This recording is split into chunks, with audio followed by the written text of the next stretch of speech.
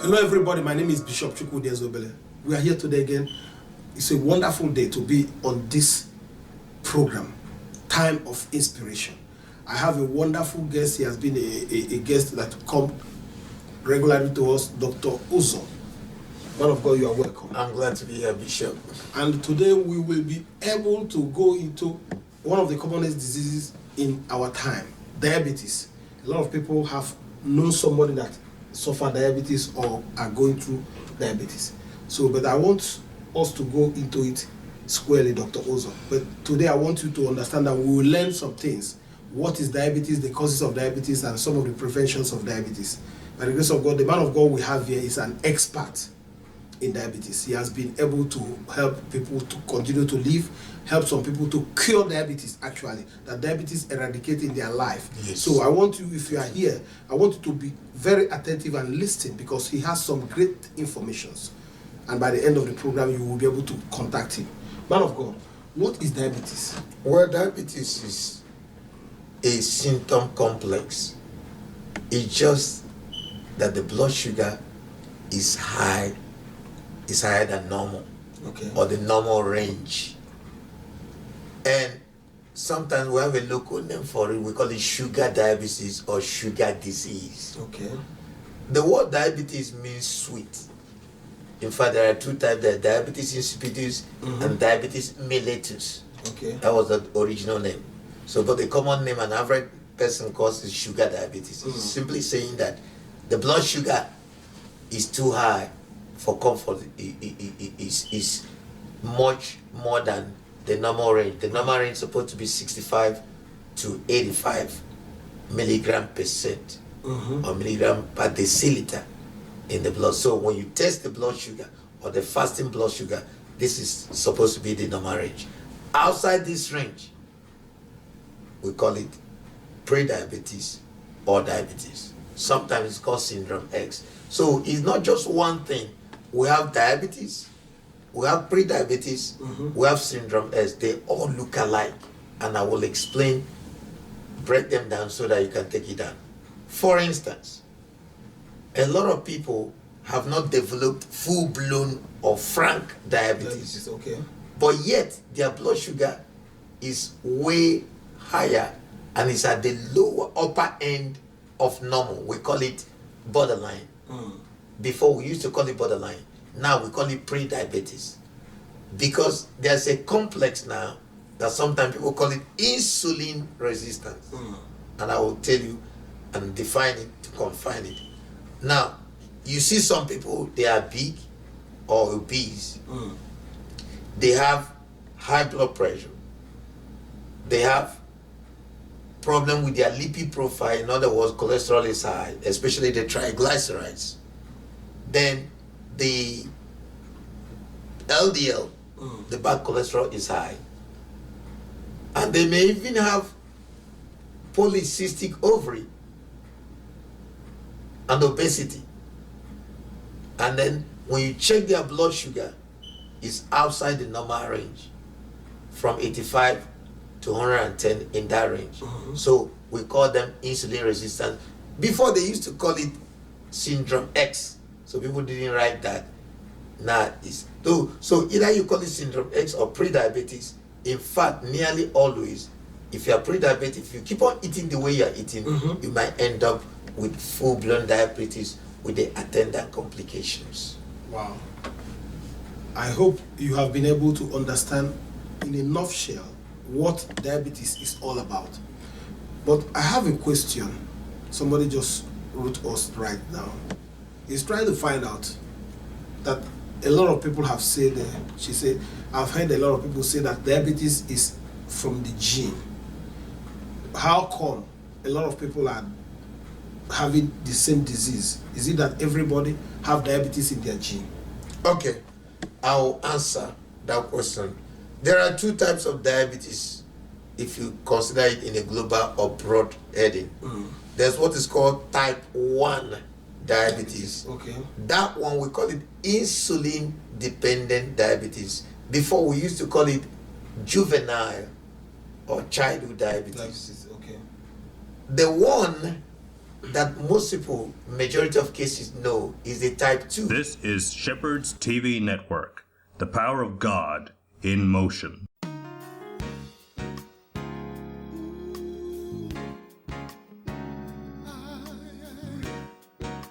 So you have to define which one you are talking about. And with epidemics of bad diet, and sugar is everywhere, because diabetes is becoming pandemic.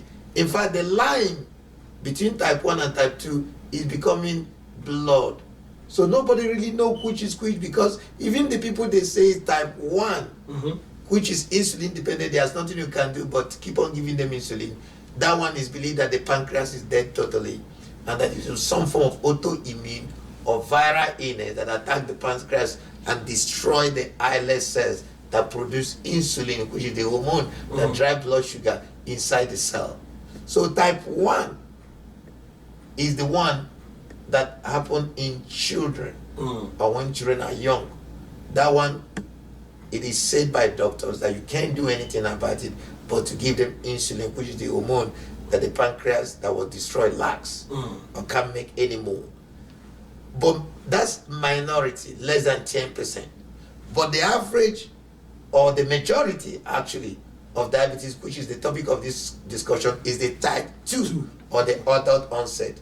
In fact, even type 2, we begin to see it in children. So we begin to wonder that even the type 1 may be diet related, because the mother who should have been eating for 2 when he was pregnant did not eat right, and the child ended up having it earlier than usual. Wow. So now the diabetes have been so rampant in every... Yes, it's an epidemic. It used to be that people of color have more, but now diabetes have cut across every color, race, demography, gender. It has gone everywhere now. What are the commonest, like, without going into much explanation and details, because Dr. Uzo at the end, if you want to consult him for personal consultation concerning any of these illnesses, diabetes, cancer, talking about high blood pressure, high cholesterol, he can be able to, conditions. Yes, he can be able to help you either to cure it, because he has cured people naturally, or help you to get it controlled. But how can we now in the world, the way it is today, be able to stay without diabetes, let me put it that way, or be able, those that have it, how can they either get out of it or cure it or even manage it effectively so it does not interfere with their life, the way they live their life? Like if they are going to live up to 100 years or 120, they don't cut themselves short because of this illness. Wow, Bishop, you ask questions like a doctor. I will just take it one after the other, and then make it a process so that we can process the enormous information I will release. First of all, let's understand this. Diabetes is not incurable. We do not medicate, we eradicate. We do not control, we cure. We do not treat symptoms, we actually cure the system. What you want is not medication. What you want is eradication. Metformin, glucophage, diabetes, all those synthetic pharmaceuticals do not treat the root cause of the problem. The number one cause of diabetes is your diet. We are what we eat. Let's start from the basics, the bedrock, the fundamentals. Not only are we what we eat, we are what we digest and incorporate into ourselves. Now, if you eat a lot of sugar, unfortunately, sugar is everywhere. Candy, the sodas, chocolate, fruit juice, processed sugars, even your diet coke, diet soda, sports drink, energy drink, there's virtually sugar everywhere. Even the processed grains raise the blood sugar. We call them high glycemic index food. Glycemic come from glucose or blood sugar, index pointing to that direction. Now, look at it this way. A lot of people without even knowing it, have sweet tooth. You are not supposed to have sweet tooth. You are given at least 5 taste senses, and I will define. 1 is supposed to taste something bitter. It's supposed to taste something salty, something pungent or spicy is the 3rd one. Number 4 is supposed to taste something sour, like your sauerkraut and sour milk and all that. And then finally, of course, something sugary. Unfortunately, people like things that are sugary. So my common sense take is that when people are going for sweet things, sweet to bitters are better. Anything bitter, it doesn't matter whether it's bitter lemon, whether it is bitter cola, or whether it's bitter leaf, or whether it's bitters like gentian. Bitters are better because they nourish the pancreas where the original problem came from. Let me tell you, diabetes is because when you overwhelm the pancreas, if you keep on putting sugars or sugar substitutes or fast sugars or processed grains, which eventually go back to sugar, including milk. Let me even define sugar before I tell you what it does to the pancreas.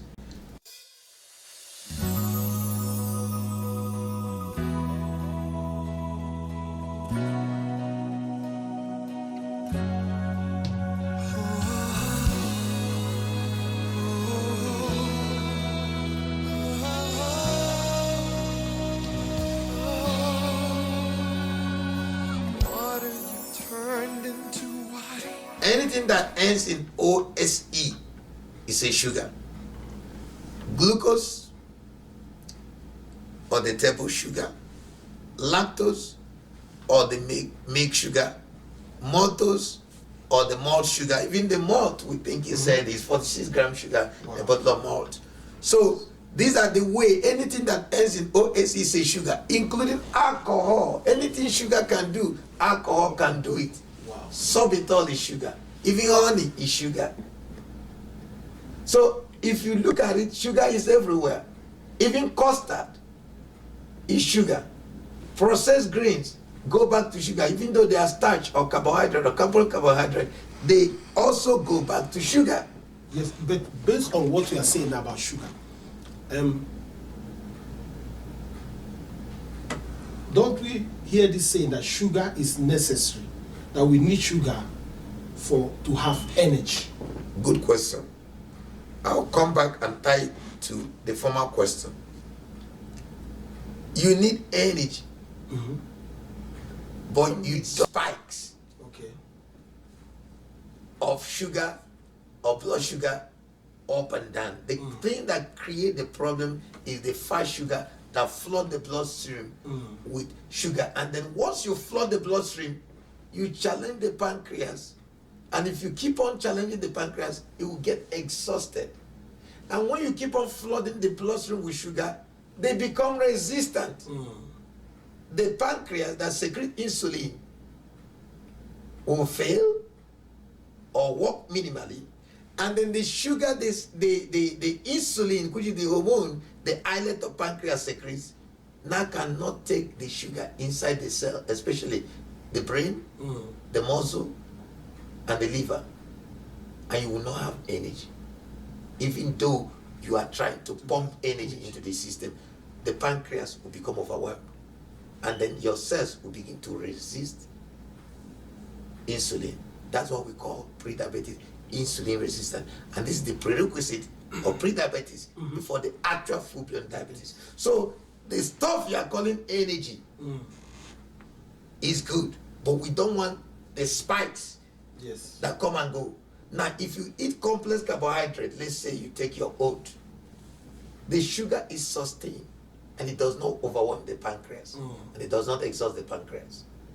See, the problem is not sugar. The problem is how you release it in your system. And we are supposed to eat in a balanced fashion. Nature craves for balance. Once you eat, every time you are eating, everything is about sugar or sugar-based or carbohydrate and so on. Eventually, your pancreas will give up. And that is the problem. So you don't want to get energy at the expense of your pancreas and your life. Like you said, Bishop, diabetes can cut at least 10, 20 years from your lifespan. Yes. So, and it's pandemic. So, and it's like sugar is everywhere. So if you learn to mix and match, especially if you eat raw stuff, your tomato, your smoothie, your kiwi fruit, your cucumber, your strawberry, and then even your potato, they are low glycemic or middle glycemic. By glycemic is something that raises blood sugar high. Okay. Don't forget your bubble gum is sugar. Bread meat is sugar. High fructose corn syrup that have been attributed to almost 100 diseases is in everything from candy to soda pop. So sugar is everywhere. So we have to be careful to eat our fiber, to combine sugar with protein, to combine it with fruit and vegetable. And when I say fruit and vegetable, don't go back to sugary fruit and vegetable because this is a problem. People go back to banana, they go back to grapes, they go back to watermelon, honeydew melon, they go back to oranges, tangerine. These are things, again, that raise blood sugar. We call them high glycemic index food. So it's true that we need energy, but we don't need spikes of energy to the detriment of our pancreas and our blood sugar. Wow, this is awesome. I know that you have also been able to answer some questions in your life right now, but I want him to go further. With the little time that we have, our time has been fast spent. Man of God, I want you to, somebody is listening to us now. One, you are going to tell them, I know that this information is playing on Time of Inspiration on the television now, but you still find it on YouTube. So type in the name Dr. Uzo. You will see most of his clips so that you can be able to get information on how to reach him. If you have developed this illness already, or you know somebody that have some of these things, even he has done many videos more than diabetes, that he has gone to high blood pressure, cancer, and the great things about palm oil, coconut oil, and all that. He has a lot of informations out there online. So I want you to go back and check him out, and maybe some of your questions will be answered. I want us to go now to what are some of the solutions that we have in our disposal right now, because since we cannot run away from sugar, we cannot escape it because we have to eat. And almost every food that we eat still go back. Even some of the food, when they digest, they produce sugar. So how can we be able to balance it up with our diet and be able to control the influx of that sugar, or what I call the glucose into the pancreas? Well, good question. We have a 4 cardinal program. Number 1, detoxification and cleansing continuously. It's a process. Number 2 is what is called therapeutic lifestyle changes. If you want to stay fresh, eat fresh rather, and avoid flesh. In other words, introduce raw fruit and vegetable that are non-sugary, that are low glycemic, that do not raise blood sugar and do not cause free radicals, including fried stuff, because that's also another contributor to sugar, especially high fructose corn syrup. Is even worse than sugar.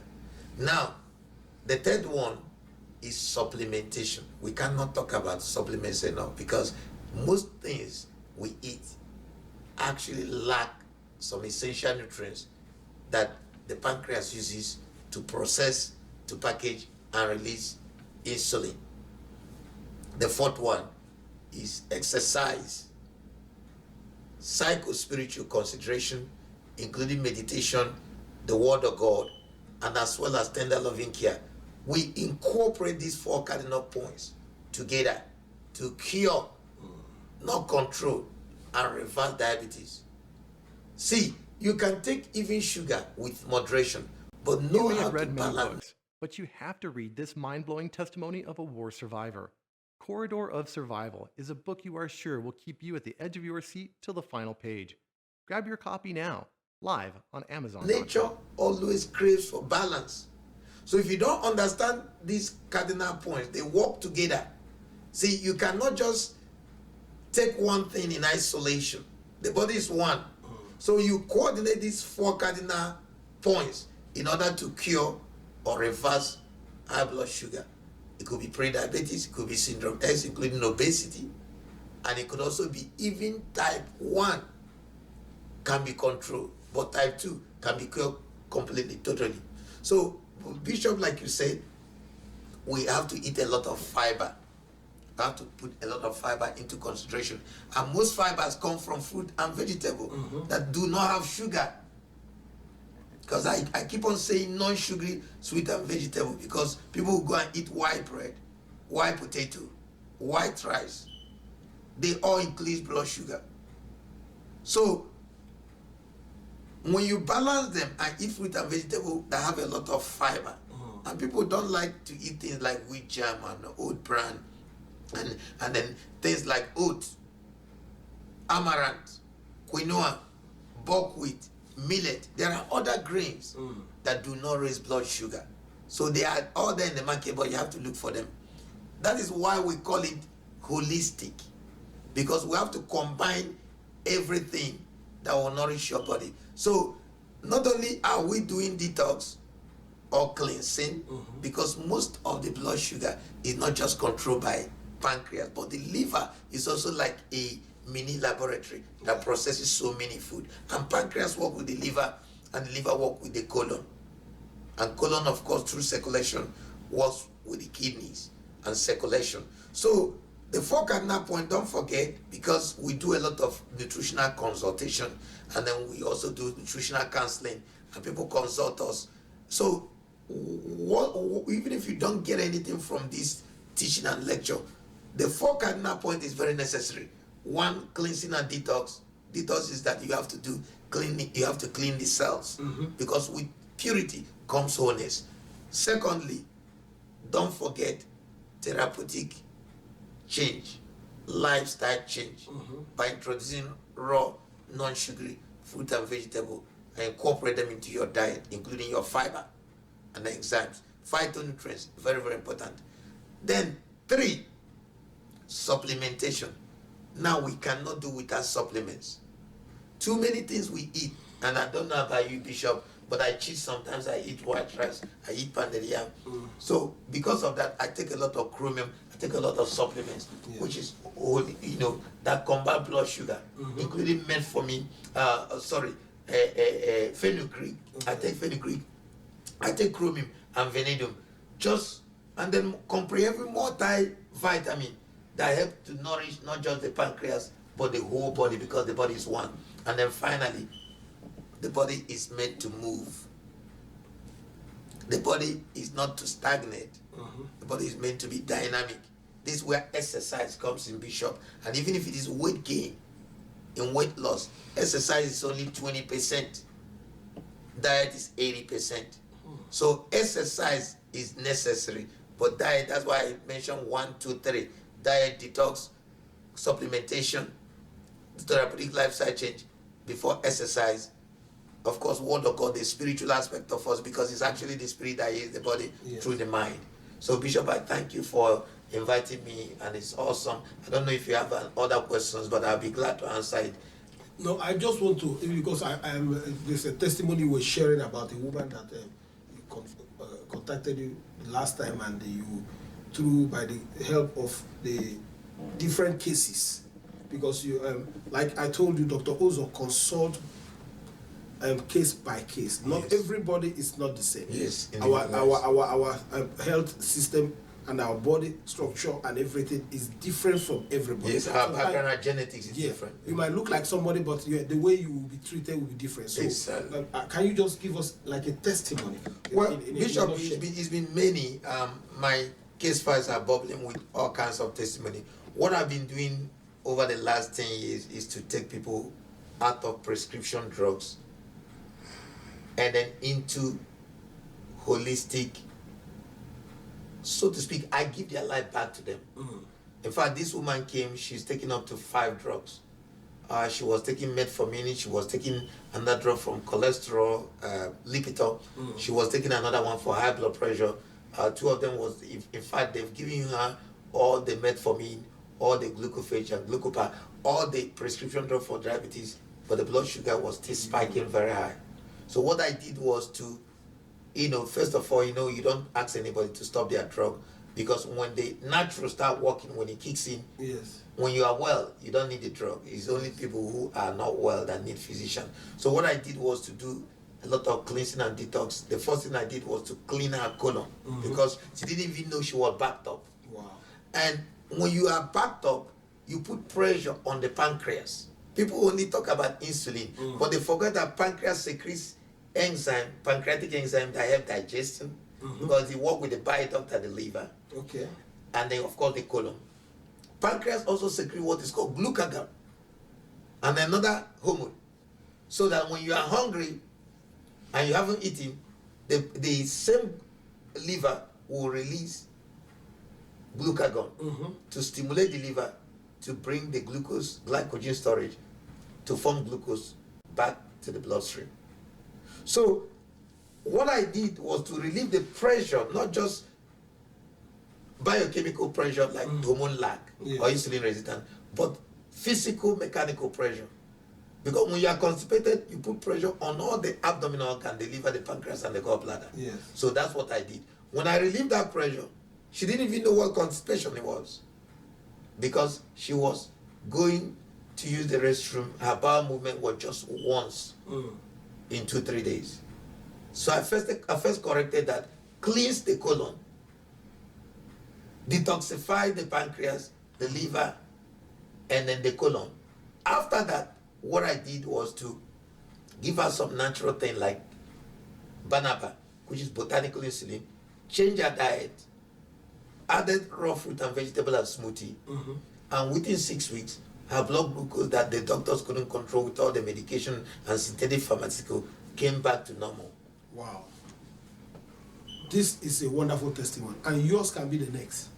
So you are listening to us now, and you want God, through this man, to change the way you live your life so you can be effective in this earth and do the purpose of God.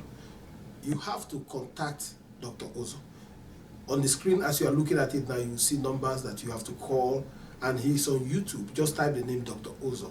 You will see a lot of videos that have been done, or you can go to our website, shepherdtvnetwork.org, and look up all our past episodes of Time of Inspiration and see what God have used him to do. We'll continue to have him on this show, but I want you to sit tight, because every time we come is Time of Inspiration. My name is Bishop Chukwudi Ezeobele. Thank you, man of God, Dr. Uzo. Bless you. This is Shepherd's TV Network, the power of God in motion.